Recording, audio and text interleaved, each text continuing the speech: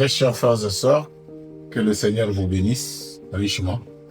Je voulais un peu parler sur Noël et surtout pour essayer un peu d'arrondir les angles de mes frères et sœurs que j'appelle des légalistes à outrance, ceux qui n'ont pas d'équilibre. Parce que dans la parole, il faut toujours être dans « il est écrit, il est aussi écrit ». Pendant la fête de Noël, nous le savons. Frère Branham dit c'est une fête païenne. Les solstices d'hiver, les cécis, la nuit la plus longue, la journée la plus courte, nous le savons. Nous le savons avec Astarté, Baal et tout ça, tous ces dieux-là, des divinités païennes romaines qu'on faisait, nous le savons. Mais les petits enfants que vous avez à la maison, ils ne comprennent pas ces choses, ils doivent grandir pour qu'ils comprennent. Je crois qu'il y en a déjà beaucoup qui se posent des questions. Le pasteur est devant un sapin, qu'est-ce qui se passe? Si je suis devant ce sapin, c'est seulement parce que Frère Branham dit, dans les dons enveloppés des dés de Jeffersonville, dimanche 25/12/60, paragraphe 6. Et puis j'aimerais prendre ce temps pour dire à tout un chacun parmi vous, combien je vous suis reconnaissant pour vos cartes de Noël. Quelqu'un peut envoyer la carte à son frère, c'est pas un péché. Des cadeaux de Noël et des choses que nous avons reçues chez nous. Il y a des frères qui m'ont amené même des cadeaux, que Dieu les bénisse richement. Je ne peux pas refuser pour dire c'est païen et tout, non, ça nous fait du bien. Il dit nous en avons reçu chez nous, je vous remercie certainement de tout mon cœur. Cela nous a certainement fait du bien ce matin. Lorsque j'ai un petit garçon encore assez petit pour désirer. On dirait un arbre de Noël, alors nous l'avons placé dans une salle. Ça c'est la version de Shekinah. On dit nous l'avons placé dans une salle, mais j'aimerais bien lire un peu la version de la voix de Dieu, parce que la voix de Dieu ne dit pas ça. La voix de Dieu dit plutôt, paragraphe 6, il dit ceci, et puis je vais profiter de ce moment pour exprimer à chacun de vous combien je suis reconnaissant pour vos cartes de Noël, vos cadeaux, et tout ce que nous avons reçu chez nous.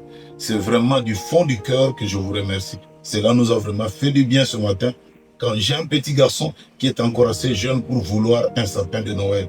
Et nous en avons un à la maison. La version de Shekinah dit, ils ont mis ça dans une salle. On suppose que dans la maison aussi peut-être il peut y avoir une salle. Mais ça a été dans la maison de Frère Branham. Donc vous pouvez aussi en acheter pour le plus petit qui ne comprenne rien. Tel que moi, je l'ai fait. Ce n'est pas un péché. Nous connaissons la vérité, il est écrit. Il est aussi écrit. Et à cela aussi, comme vous pouvez le voir, hein, il y a des petits cadeaux à gauche et à droite et tout et tout.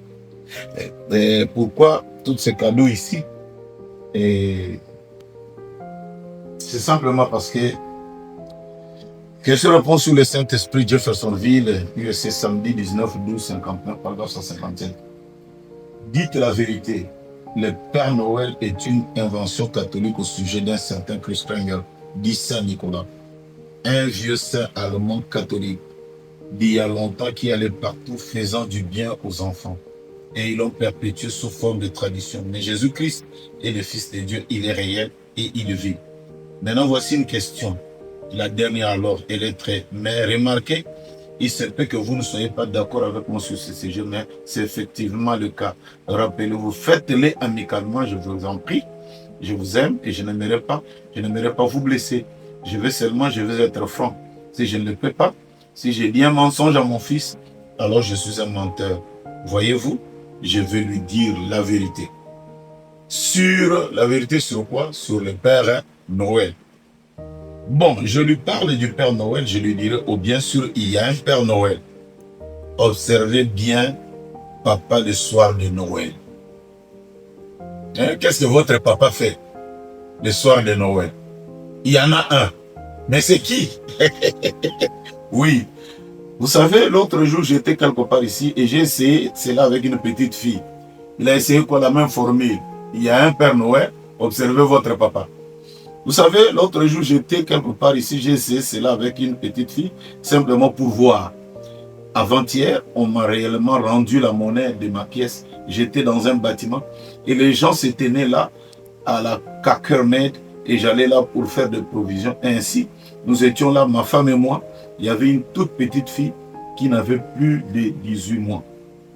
Elle se tenait là, faisant chanter le cloche sonne, et j'ai dit, à sa façon, vous savez, j'essaie, assise à l'arrière du petit chariot, je lui dis, attends-tu le Père Noël?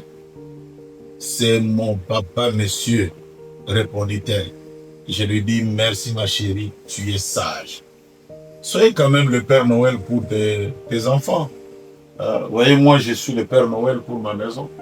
Ici, vous avez des petits ordinateurs pour ceux qui sont à l'université, des petites machines pour le garçon, un petit jouet.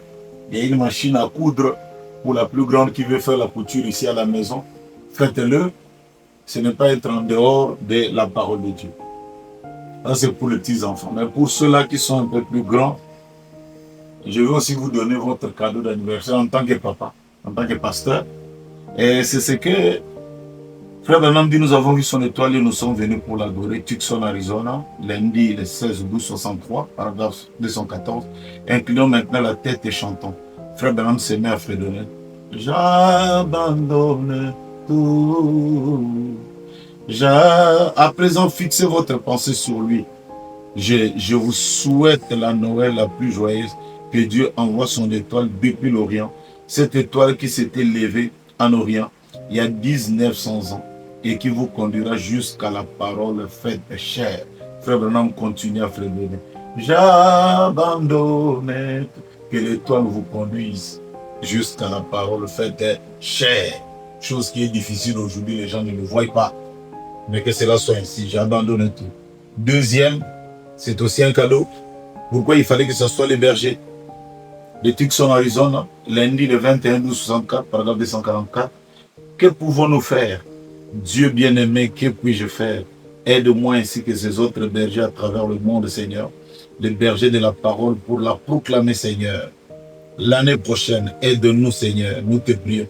Donne-nous de ton amour, de ton esprit et de ta lumière. Ce soir, nous nous consacrons à ta parole et à ton appel. Au nom de Jésus-Christ, nous recevons ton cadeau de Noël, la parole de Dieu faite chair en nous. Amen. Voilà le cadeau que moi je peux vous donner, c'est celui que Dieu se fasse chair dans votre âme, dans l'âme de tout le monde. À ceux de Kikiama, c'est de Sekebanza, c'est de Kinzamvwete, c'est de Maluku, c'est de Lubumbashi, l'East Tabernacle, c'est de Rouge-Gorge Tabernacle ici, c'est de Montréal, c'est de toutes ces églises, le Kolela et tout. Vraiment que le Seigneur vous bénisse richement et que la parole se fasse chair en vous. À tous et à toutes, encore un grand shalom.